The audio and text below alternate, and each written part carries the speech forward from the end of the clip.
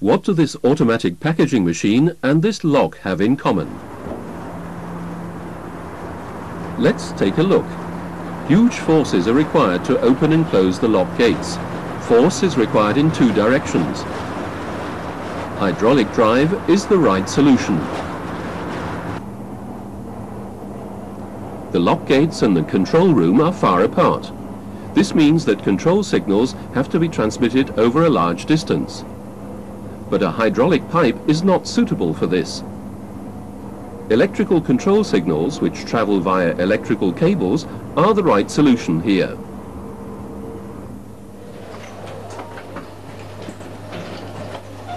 In the case of these complex automatic assembly machines, it is not distance that is the primary argument against pneumatic control of the valves.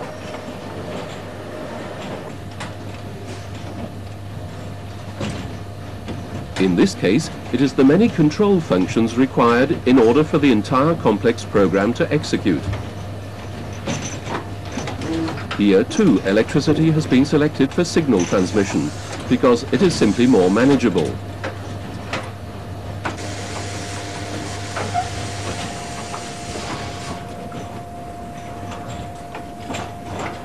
And because electricity is a prerequisite for the use of electronic open and closed loop control systems. And it allows the system to be linked to the company's data processing system.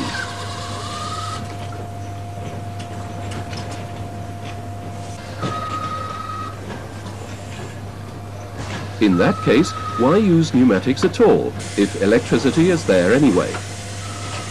Well, pneumatics drives allow linear motion to be achieved much more simply. And fast cylinder speeds can be achieved, resulting in short cycle times.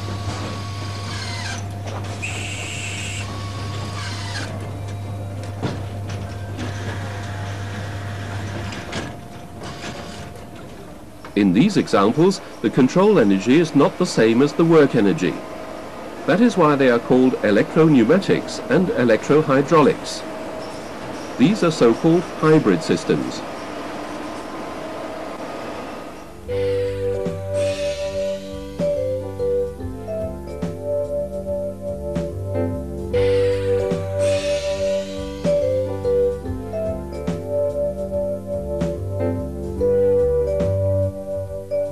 Let's take a look at the structure of circuits with different types of control. Here we have the manual operation of a directional control valve as a final control element. In the pneumatic control, there is a clear differentiation between the control part, left, and the power part, right. Here the signals are generated and logically associated in the pneumatic control part, and the final control element is pneumatically actuated. In a corresponding electropneumatic control, there are electrical signal elements in the control part. In this case, signal processing is not carried out by a special device, but by connection of the various signal elements in such a way as to produce the function. The directional control valve, or more accurately, the solenoid valve, is now actuated electrically. This type of control part can, of course, also be used to control the hydraulic power part. Then we have an electrohydraulic control.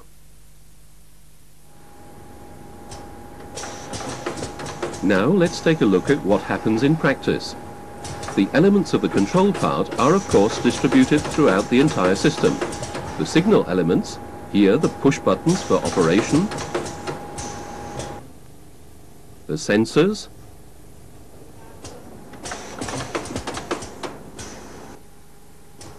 and the solenoid switches on the pneumatic cylinders send electrical signals to the machine controller. From there, the solenoid valves are controlled. So here we have the interface between the electrical signal part and the pneumatic control part.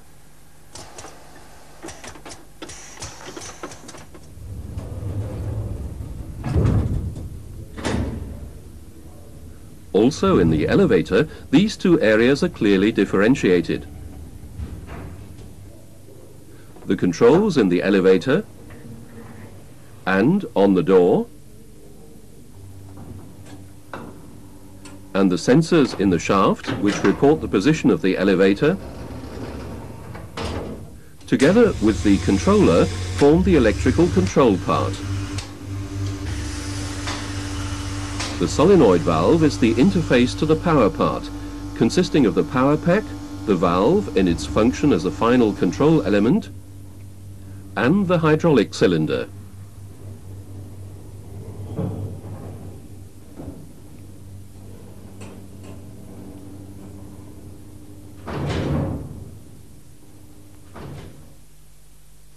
These systems also demonstrate why hybrid systems are used. For the large distances involved in the lock, electrical lines and electrical control energy are of course much more economical than a hydraulic control system.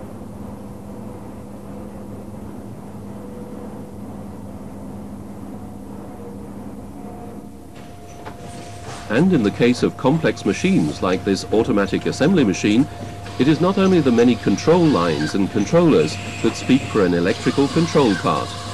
The logical association of this huge volume of signals is only feasible with an electronic controller. So here we have a complex example of an electropneumatic system. And in the case of the elevator, the power part requires huge forces, which is naturally not the case for the control part. So here too, a hybrid system is the right solution, electrohydraulics. Yet another advantage of a system with an electrical control part. If electricity is available at the machine anyway, monitoring elements and indicators such as buzzers and lamps can be cheaply and easily integrated.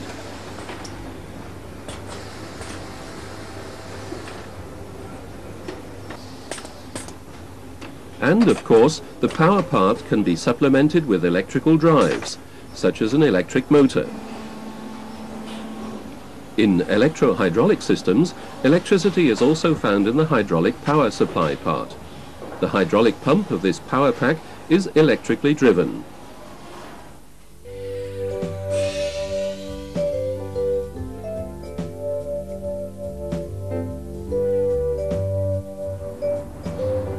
Electricity. We take it for granted. We cannot imagine modern society without it. From the coffee machine to the computer,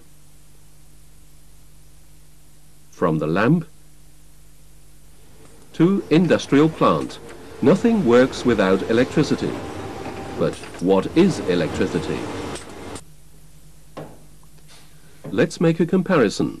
In pneumatics, air is the source of energy. In hydraulics, it's oil.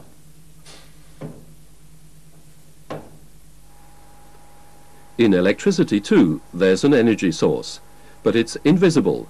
It's called electrical current, or more precisely, the electron current. There are three terms that everyone knows that define an electric current: voltage, current, and resistance. Voltage has the symbol V and is measured in volts. A rating plate on all electrical devices indicates with which voltage the device is to be operated. The current has the symbol I and is measured in amperes. The rating plate also indicates how much current a motor consumes. And finally, the resistance has the symbol R and is measured in ohms. This value indicates the resistance with which a load opposes current flow. These three variables are mutually dependent, and this can be expressed with a simple formula. V equals R times I. In other words, voltage is resistance times current. Or more practically, current equals voltage divided by resistance, because normally the voltage is given. And the whole thing has a name, Ohm's law. An experiment to demonstrate. The white lines indicate electrical lines. The voltage V is 24 volts. The lamp has a constant resistance of R, and as we see, a current of 84 milliamperes flows.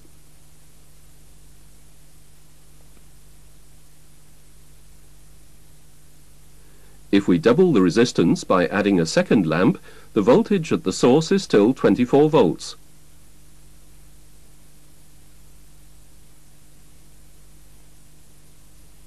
But the two loads connected in series have divided the current according to their resistance.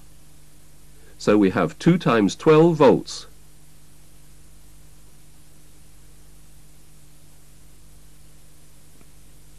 Because the current is also halved, namely to 41 milliamperes, the two lamps do not glow as brightly as the single lamp did.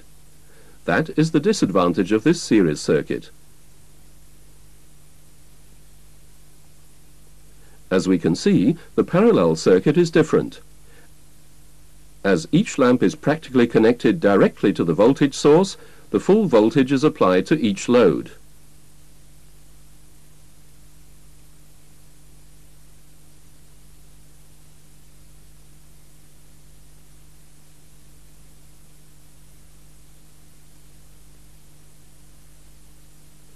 And the full current flows through each lamp. Both glow brightly, as did the single lamp at the beginning of the experiment. For this reason, loads in electrical systems are normally connected in parallel. We have already said several times that current flows, but why does it flow? From where to where? Let's take a rechargeable battery as a voltage source. It has two connections, or more correctly 2 poles, a minus pole and a plus pole. If we now connect a load to one pole, nothing happens. The lamp does not go on until we connect the other line to the second pole, because the current cannot flow until the circuit is closed. It does not matter how the lamp is connected. It goes on regardless of which way it is connected to the poles of the battery. The decisive thing is the potential difference between the poles. But why does the lamp illuminate, and why at different levels of brightness? Here too, Ohm's law provides the answer. The filament of the lamp has a resistance which we will assume to be constant. When a current of 12 volts is applied, a voltage of 41 milliamperes flows. Because of the frictional resistance, the filament is heated by the flow of electrons to such a degree that it begins to glow. If we increase the voltage to 24 volts, the current also doubles to 84 milliamperes. In other words, twice as many electrons are forced through the filament, and it gets even hotter. The lamp glows brighter. A word about electrical power. Here the same voltage is applied to both lamps, but one glows brighter than the other. The reason? Their power consumption is different. The less bright lamp is a 25-watt lamp, through which less current passes than through the brighter 60-watt lamp.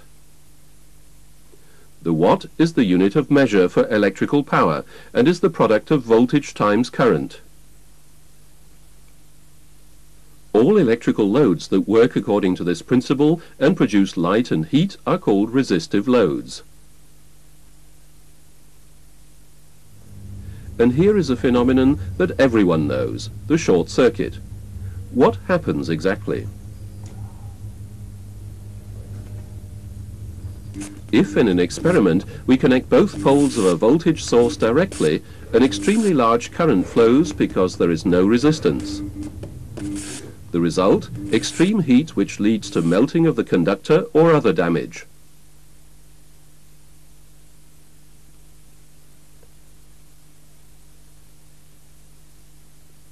The solution? Fuses are integrated into electrical circuits. The fuse then interrupts the current flow and prevents further damage. So far, we have looked at two effects of electrical current, namely, light and heat.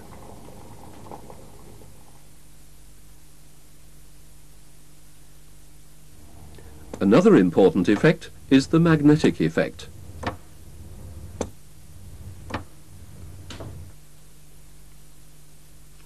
When a current flows through a conductor, it generates a magnetic field, the strength of which is proportional to the current.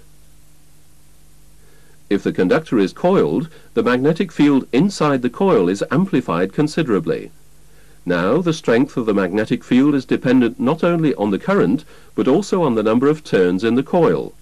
The more turns, the stronger the magnetic field. If a soft iron core is inserted into this air core coil, the electromagnetic force is amplified considerably. This is the principle on which solenoids are based. Another phenomenon. If the soft iron core is movable, it is drawn into the middle of the coil when current is applied, thus producing a magnetic field. In this way, the core has the function of an armature. We will take a close look at this specific effect in the section on solenoid valves.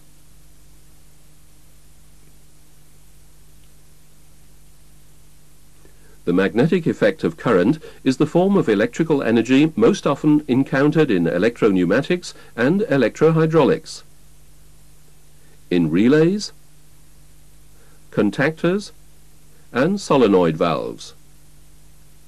In contrast to resistive loads, these are called inductive loads.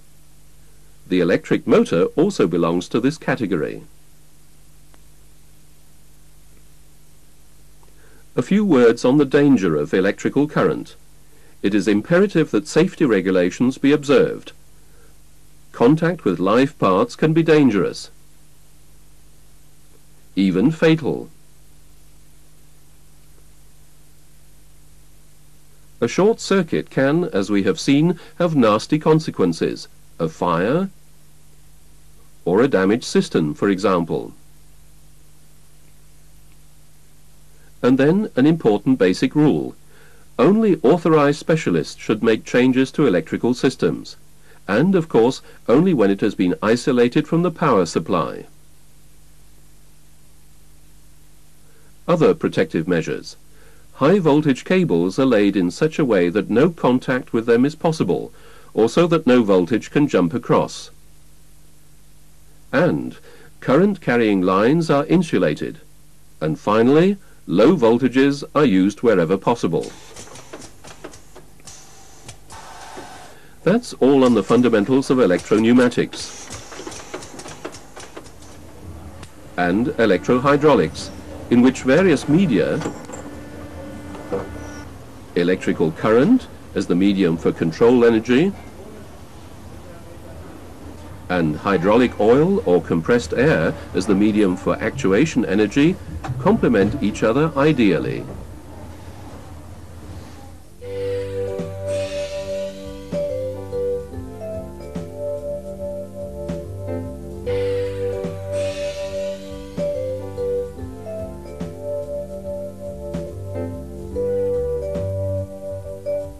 We are constantly receiving signals to which we react, and sending out signals to influence our environment. Signals in technical systems have the same function. They have some effect somewhere in the system. In electropneumatics and electrohydraulics, the medium for signals is electric current. The signals are generated by closing or opening an electrical circuit, either allowing or interrupting the flow of electric current. In other words, in the broadest sense, all elements for signal generation are electrical switches.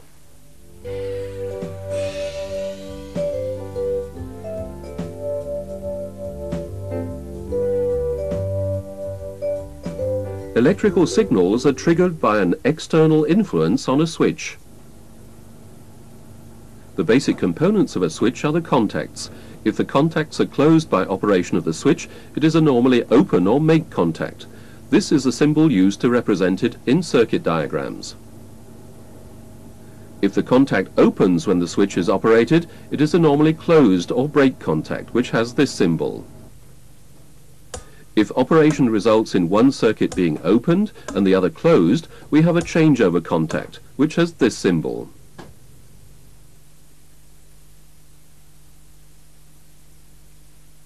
The many different types of actuation for switches give some idea of the wide range of signals they can generate. Let's look at a normally open contact as an example. First, manual actuation. The contact only stays closed as long as the button is pressed. This is a push button, and this is the symbol for it. If the contact remains closed, it is a switch. This is shown in the symbol by a detent. The contact does not break until the switch is actuated again. This limit switch is an example for automatic mechanical signal generation. Here it is used for interrogating position. It automatically closes the circuit when the piston rod actuates the roller lever.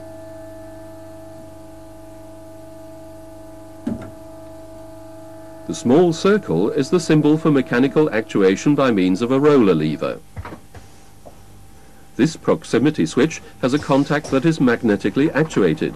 Its uses include position interrogation on pneumatic and hydraulic cylinders.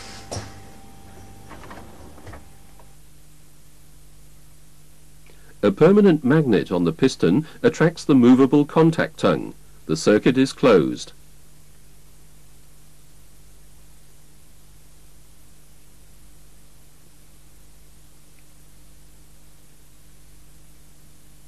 Here too, a permanent magnet on the cylinder triggers a signal. Its magnetic field influences the field of an inductive sensor. The electronic circuit detects this change and opens or closes the circuit.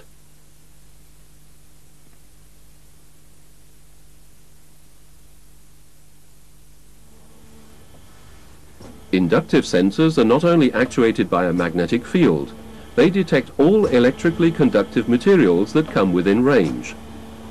This property is used for non-contact position or status interrogation. Another non-contact proximity switch is the capacitive sensor. It detects non-conductive materials that enter and influence its electrical field.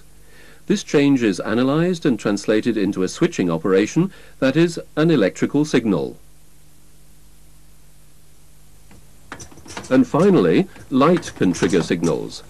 In optical sensors, the interruption or reflection of a light beam is converted into an electrical signal.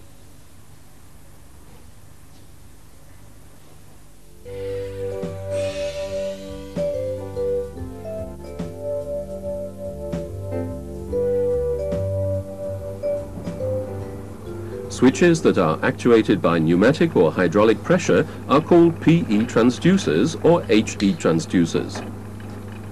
In this example, a diaphragm in the device actuates a micro switch when a preset value is reached.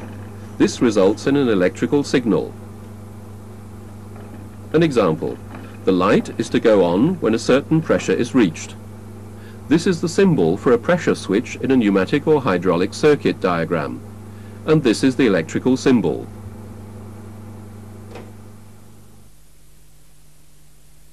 And here is how it works. The pressure is exerted on a diaphragm or a piston.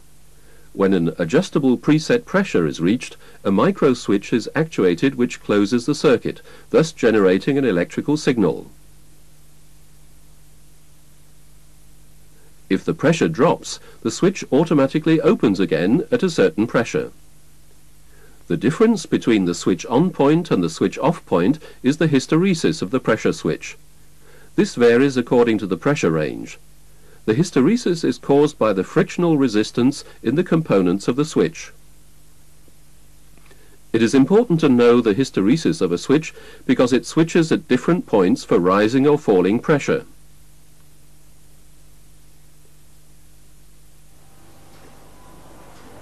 The differential pressure switch is a special type of pressure switch. One application is the monitoring of the contamination of an oil filter in a hydraulic pressure line. This is done by tapping into the lines upstream and downstream of the filter. The pressure differential is a measure for the contamination of the filter, independent of the effective pressure level. A differential pressure switch has two pressure chambers, separated by a metal diaphragm. If the pressure in the upstream chamber rises because of increasing contamination of the oil filter, An increasingly large pressure differential results between the two chambers. This causes the diaphragm to bend. This in turn pushes a pin into the field of an inductive sensor, and an electrical signal results. All signal elements we have looked at here have one thing in common, whether a manually actuated switch, a sensor, or a pressure switch. It is always an external influence that triggers the electrical signal at the signal element, causing the circuit to be opened or closed.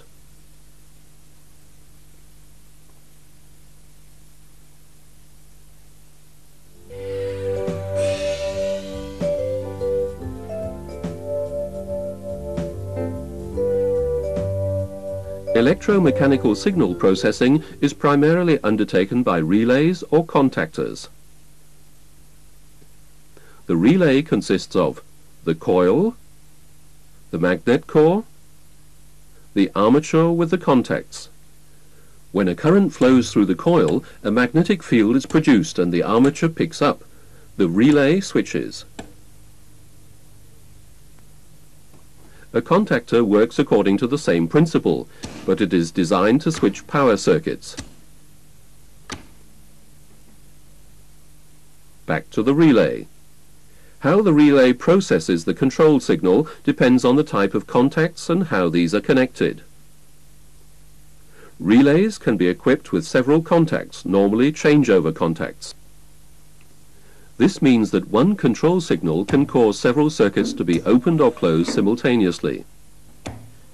Here, for example, the relay is connected in such a way that it has one normally open, one normally closed, and one changeover contact, although the relay actually has 3 changeover contacts.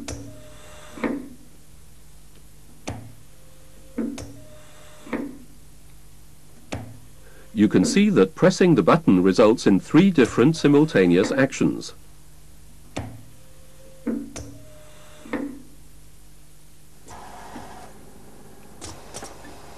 In pneumatics, solenoids of 0.5 to 12 watts are used. In hydraulics, solenoids range from 12 to 50 watts. As a result, valves have to be controlled indirectly via relays. Special types of relays have other functions in addition to the circuit switching function: counter relays and time delay relays. This pickup delay relay does not switch until the control signal has been present for a preset time. This time is adjustable. The elevator door is an example. When it is closed and the door contact gives a signal, there is a pause before the elevator is set in motion. The dropout delay relay works the other way round. When the control voltage in the coil is interrupted, there is a pause before the relay drops out. Here's one in a car. The door contact interrupts the control circuit, and the light goes out after a short pause. Counter relays switch circuits when a certain number of counter pulses has been reached. This number can of course be set. They are used, for example, when a step is to be repeated a number of times before the next step is started. The hydraulic cylinder is not to be actuated until the pneumatic cylinder has extended and retracted 3 times. Here the relay counts the pulses from the cylinder limit switch. The relay does not switch the solenoid valve for the other cylinder until the preset number of pulses has been reached.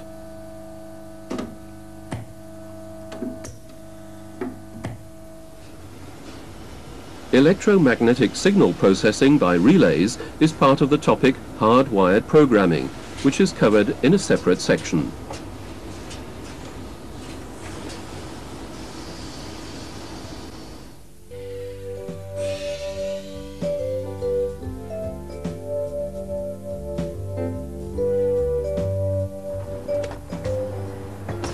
In electropneumatic and electrohydraulic systems, the electrical signals in the control part have to be converted into actions by the pneumatic or hydraulic power part.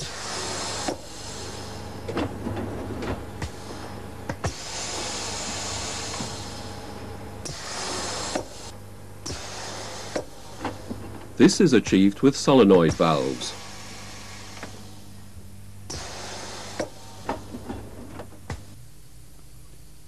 In their function as final control elements, they are no different to normal pneumatic or hydraulic directional control or way valves. The difference is the way they are actuated. Solenoid valves are electrically controlled, so this is a so-called electropneumatic transducer. An electrical signal brings about a pneumatic action.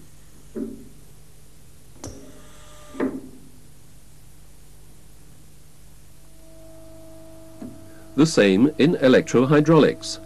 An electrical signal is converted into a hydraulic action.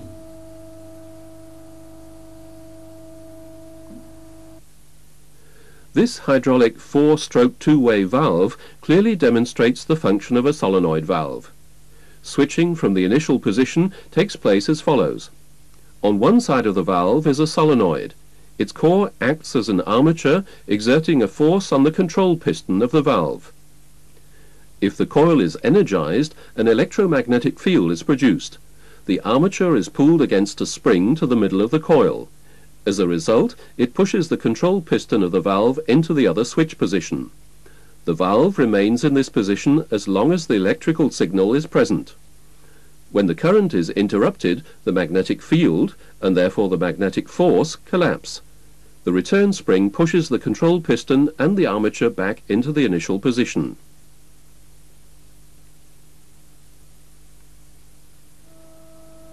Here it is in practice. A push button, a solenoid valve, and a hydraulic cylinder. The signal is given. The cylinder extends. The LED indicates that current is flowing, that is, that a signal is present. Only now does the cylinder retract. These are the symbols. On the hydraulic side, the cylinder and the 4-stroke two-way solenoid valve. On the electrical side, the push button and the solenoid valve, but shown differently, namely as an electrical symbol.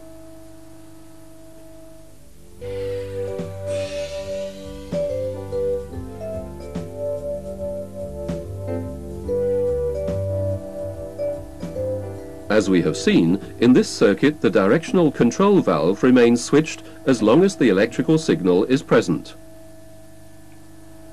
Not the case here. A short switching pulse is sufficient to switch the valve, causing the cylinder to extend. Nothing else happens, so in a sense the signal is stored. The valve does not switch back, causing the cylinder to retract, until a counteracting pulse energizes the other coil. Then the valve switches back and the cylinder retracts. We can see that there is a second push button and that it is a different valve. The difference is that this 4-stroke two-way valve does not have a return spring. Instead, it has a second solenoid. The valve is switched back and forth by a pulse for each direction.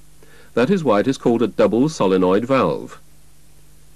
If two pulses are present at the same time, this valve stays in the position it is already in. The current position is dominant.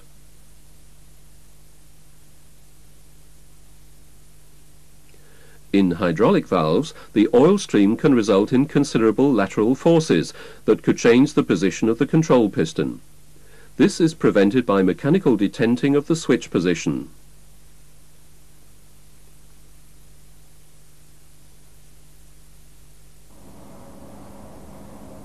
The lock makes the significance of signal storage clear. One short press on the push button, a short signal, is sufficient. The cylinder extends to its end position, although the signal is no longer present.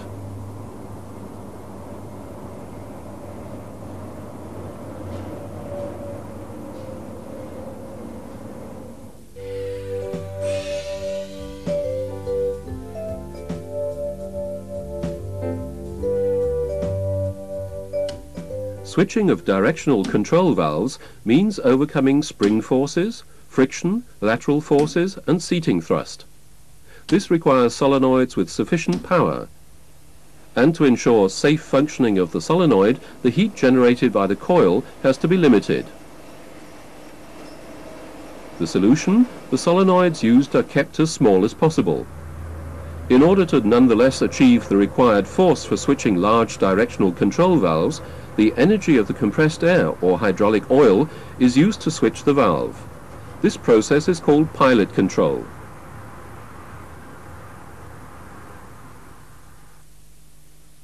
This pilot-actuated spring return 5-stroke two-way valve demonstrates the principle clearly.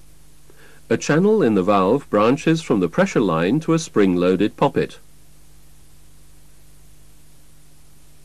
If the solenoid is energized, the poppet is raised and compressed air can act on the control piston of the valve, which switches against the pressure of the return spring. What is the sense in all this?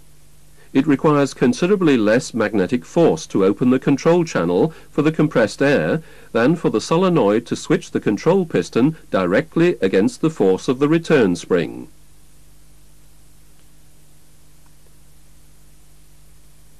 Pilot-actuated double solenoid valves are also used.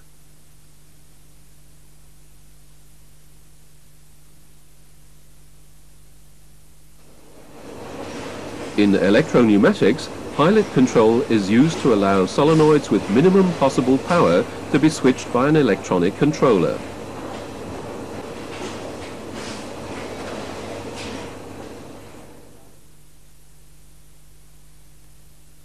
In electrohydraulics, only larger directional control valves are pilot actuated, and these are driven electrically via a relay or contactor. The reason? Smaller solenoids are cheaper, and the solenoid valve is cheaper overall.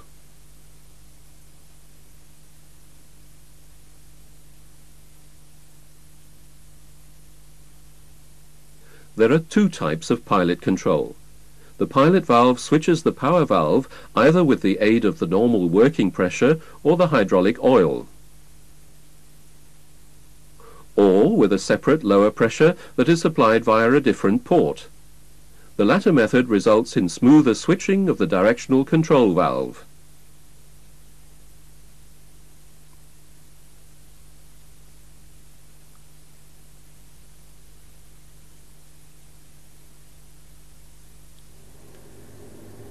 Solenoid valves are normally equipped with a manual override.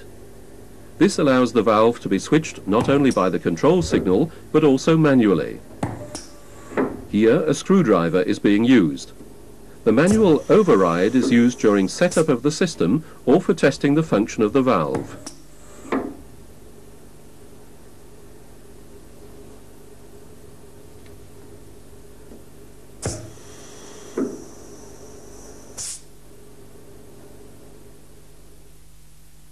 The symbol indicates how the valve is actuated. Take the 4-stroke two-way valve, for example. This is the symbol for a spring return solenoid valve. This is a pilot-actuated solenoid valve. This shows manual override. And in the case of the double solenoid valve, the return spring is replaced by these symbols.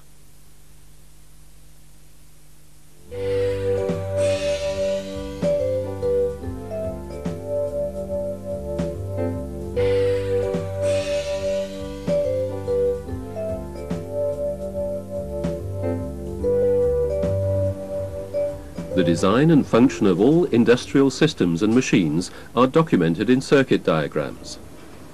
This is essential for installation, maintenance and repair. In electropneumatics and electrohydraulics, two circuit diagrams are used. One for the pneumatic or hydraulic part, and one for the electrical part. The function of this electropneumatic slide unit is simple. When the optical sensor signals that 5 packages are present, the piston extends. When it reaches the extended position, the valve is reversed and the piston retracts. As only one condition needs to be fulfilled for each action, the valve can be directly controlled by the signal element.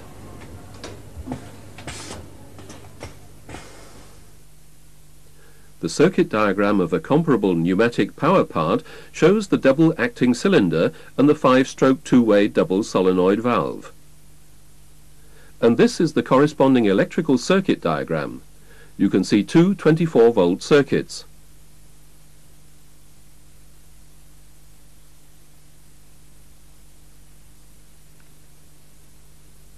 To simplify the diagram, the circuit diagram does not show the voltage source, in this case the power supply unit. If push button S1 is pressed, coil Y1 is energized. This switches the valve and the cylinder extends. In its forward end position, the piston actuates the limit switch S2. This closes another circuit, energizing coil Y2, reversing the valve. The cylinder retracts. When the valve is directly controlled in this way, control circuit and power circuit are identical. This diagram shows indirect control of a valve via a relay. When in the first circuit contact S1 of the push button closes, the coil of relay K1 is energized and contact K1 in circuit 3 is closed. Coil Y1 is energized and actuates the valve. The cylinder extends and actuates limit switch S2 when it reaches its forward end position.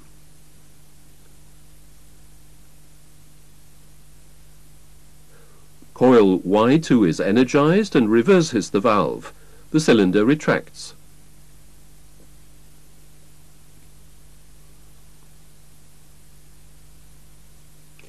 If an optical indication is desired that the signal for extension has been given, a second normally open contact of the relay is used.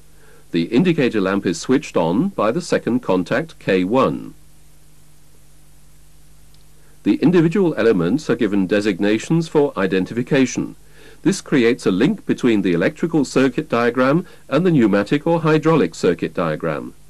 By the way, the positions of centers are indicated by a line. As you can see, the circuit diagram is divided into two parts. The left part shows the circuits for signal input, and the circuits on the right show the signal output and the effect. Using this principle, the function and sequence of even the most complex systems can be documented clearly and unambiguously. This is a hydraulic device that operates according to this principle. The larger dimensions involved mean larger solenoid valves and switching of larger currents. This requires indirect control of the valves via relays.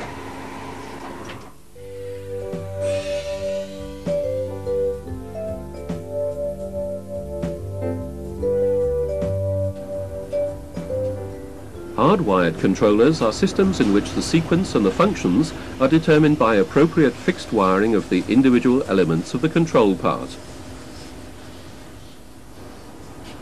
Electrical lines are primarily conductors for electric current, but the arrangement of the various elements and the way they are connected determines the function of the system. Changing the program sequence requires a change to the wiring.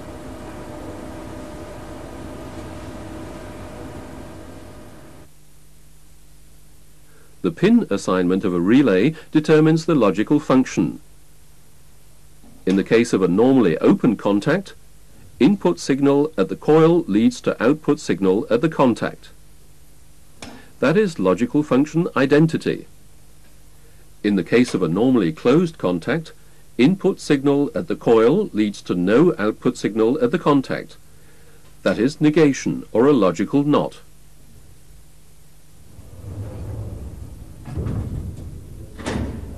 In this elevator, we can see hardwired logical associations for the control of the hydraulic power part.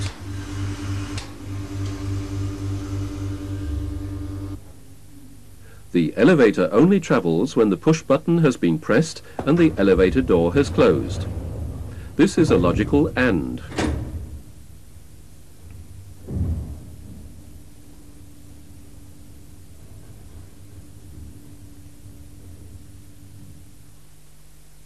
And this is how it is shown in the circuit diagram.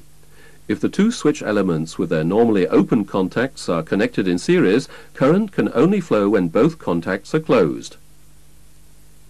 This is an AND function. Push button and door contact. This is another logical association. The elevator can be set in motion from inside or from outside. The circuit diagram again has two normally open contacts, but this time they are connected in parallel. It is sufficient from one or the other to be closed in order for current to flow. This is a logical OR.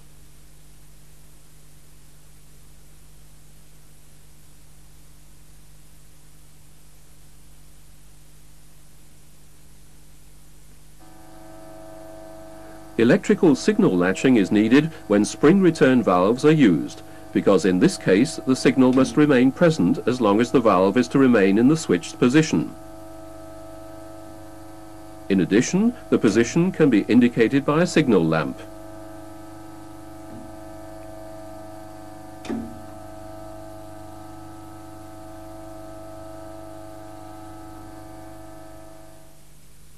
This requirement can easily be met with a self-latching relay. When push-button S1 is pressed, relay K1 picks up and the two contacts K1 close. One keeps the relay coil energized and the other switches current to the solenoid valve.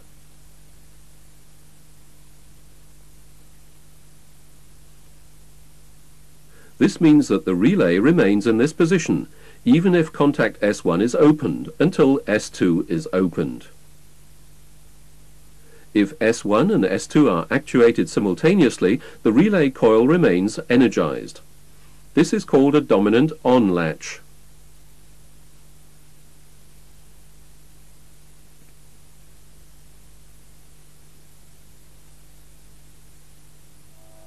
An example. In this circuit, the on signal remains effective even if the off signal is given at the same time. This means that the machine step is automatically completed once started. This is another latch circuit, but in this case the off push button S2 is not connected in parallel as before, but in series to push button S1.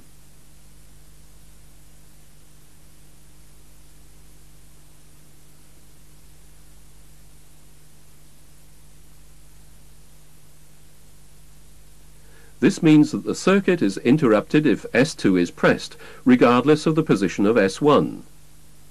This is called a dominant off latch.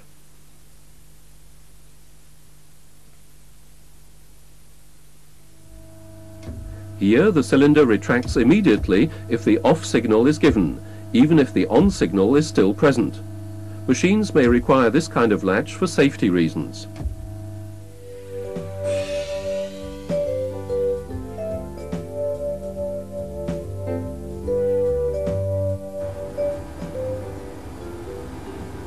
The function of the wiring of this hard-wired machine can also be undertaken by a programmable logic controller, or PLC. In this case, the logical association and processing of signals takes place here.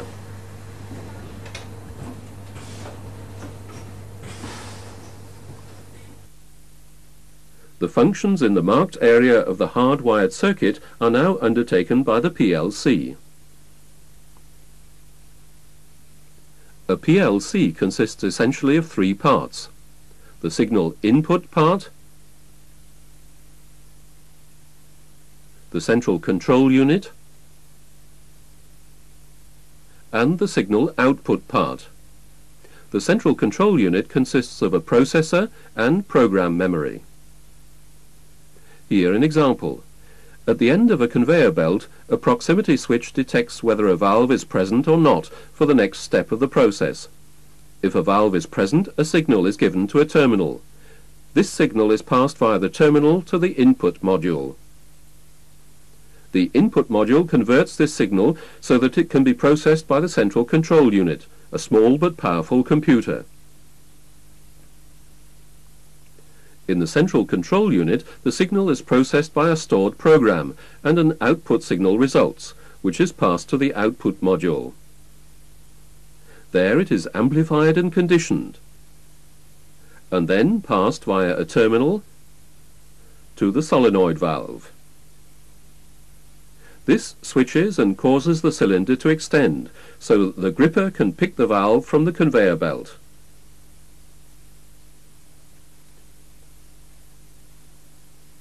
The program for the PLC is normally written on a PC with the aid of special software and then loaded into the controller. The PLC is the ideal controller for electropneumatic and electrohydraulic systems. It combines high reliability and small space requirement with simple operation and exceptional versatility.